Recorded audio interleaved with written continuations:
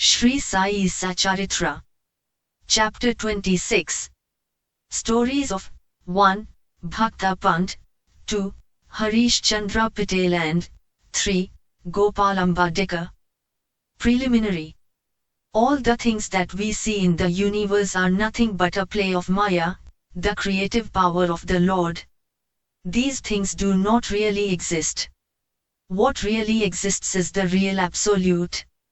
Just as we mistake a rope of a garland or a stick for a serpent on account of darkness, we always see the phenomena, i.e. things as they outwardly appear, and not the nomenon which underlies all the visible things. It is only the Sadguru that opens the eyes of our understanding and enables us to see things in their true light and not as they appear. Let us, therefore, worship the Sadguru and pray to him to give us the true vision, which is nothing but God vision. Inner worship. Hemadpant has given us a novel form of worship. Let us, he says, use hot water in the form of tears of joy to wash the Sadguru's feet. Let us besmear his body with sandal paste of pure love. Let us cover his body with the cloth of true faith.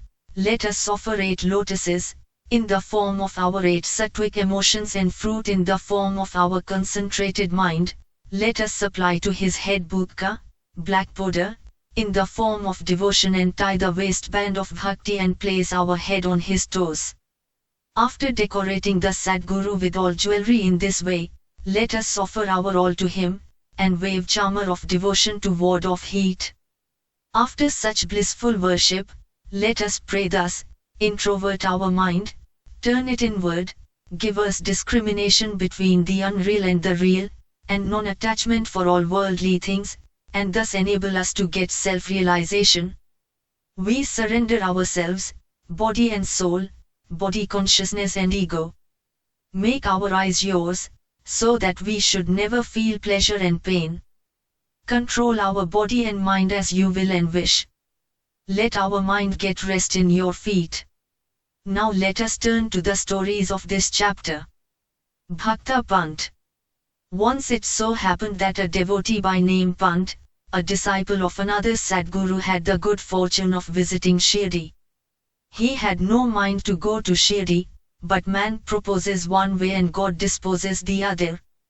He was travelling in a BB&C railway train where he met many friends and relations bound for Shirdi.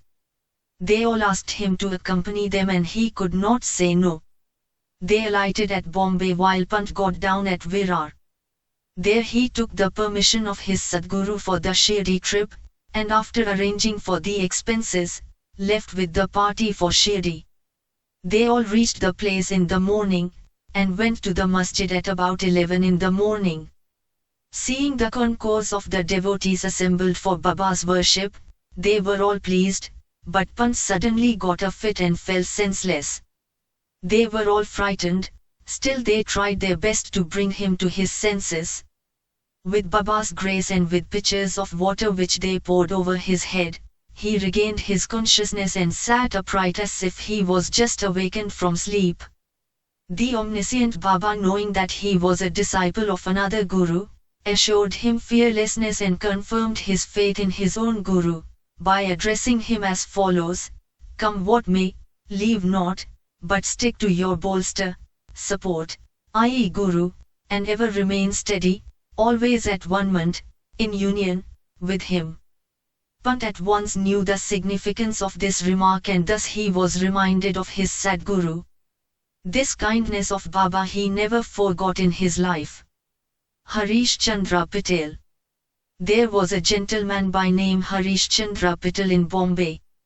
He had a son, who suffered from epilepsy. He tried many allopathic and Ayurvedic doctors, but there was no cure. There remained only one way of remedy, was resorting to the saints. It has been stated in chapter 15 that Das Ganu by his inimitable and splendid kirtans spread the fame of Sai Baba in the Bombay Presidency.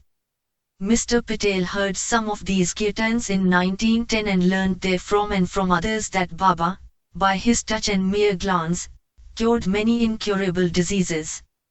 Then a desire arose in his mind to see Sai Baba. Making all preparations and taking presents and fruit baskets, Mr. Patel came to Shirdi with family, wife and children. He then went to the masjid with them, prostrated before Baba and placed his sick son on Baba's feet.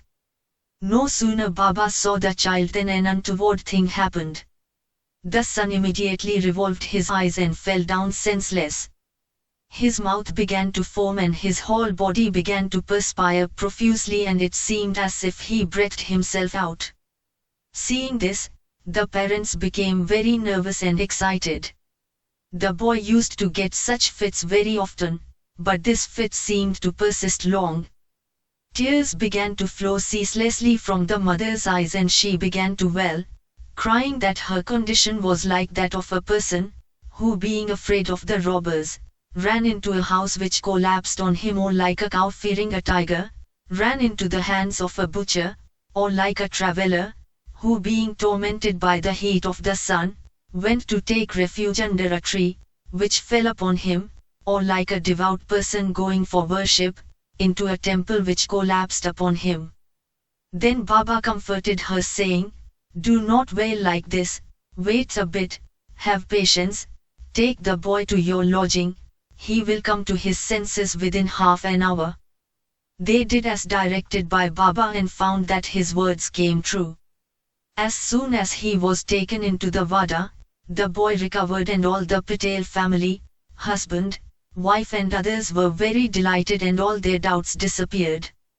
Then Mr. Patel came with his wife to see Baba and prostrated himself before him very humbly and respectfully and sat shampooing his legs and mentally thanking Baba for his help. Baba then smilingly said, "Are not all your thoughts, doubts and apprehensions calmed down now?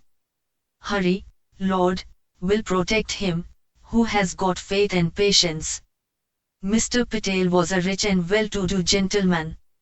He distributed sweetmeat on a large scale and gave Baba excellent fruits and pan, beta leaves. Mrs. Patel was a very sattvic lady, simple, loving and faithful. She used to sit near the post staring at Baba with tears of joy flowing down from her eyes. Seeing her of an amicable and loving nature, Baba was much pleased with her.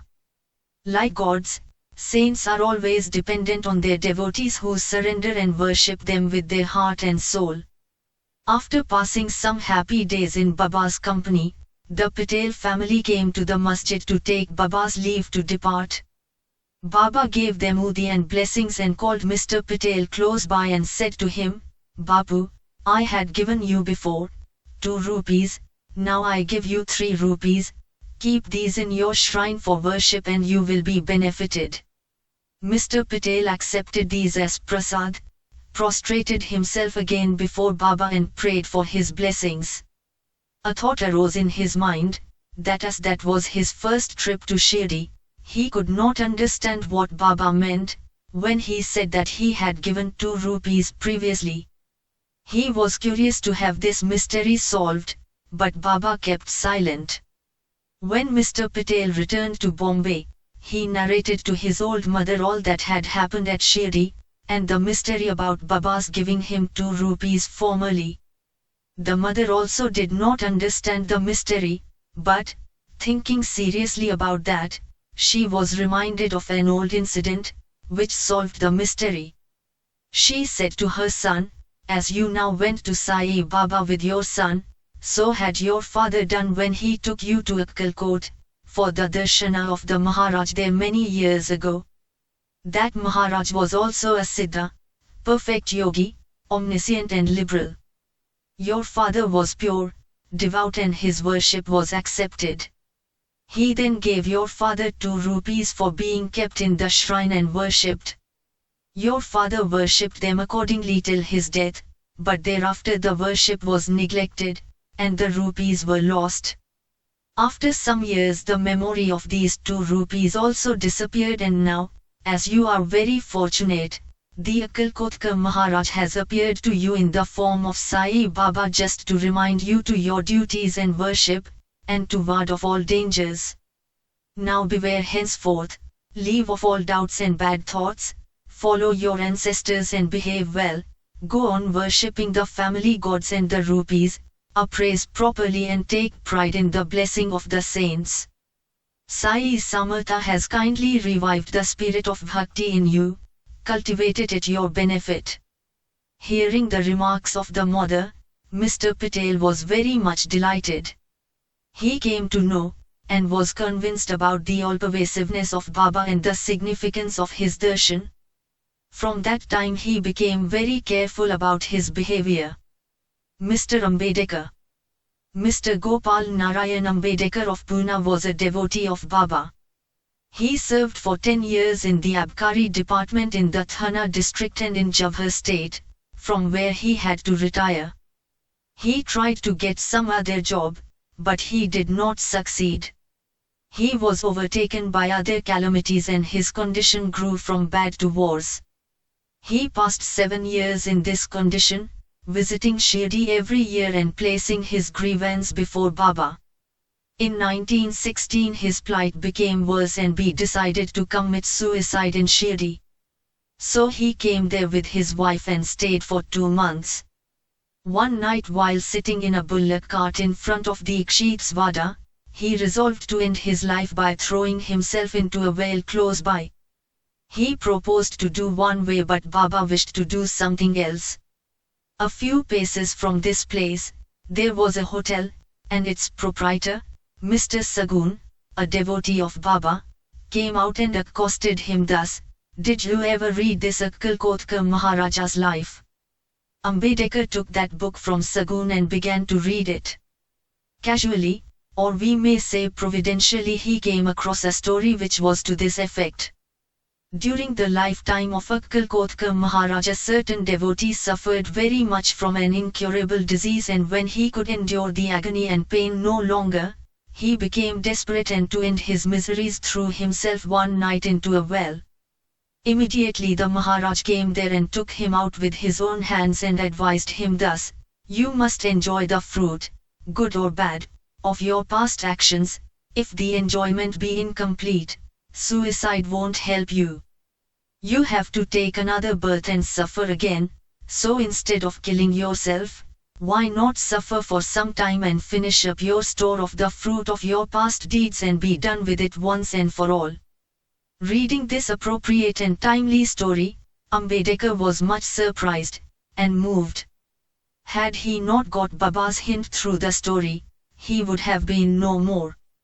On seeing Baba's all-pervasiveness and benevolence, his faith in him was confirmed, and he became a staunch devotee.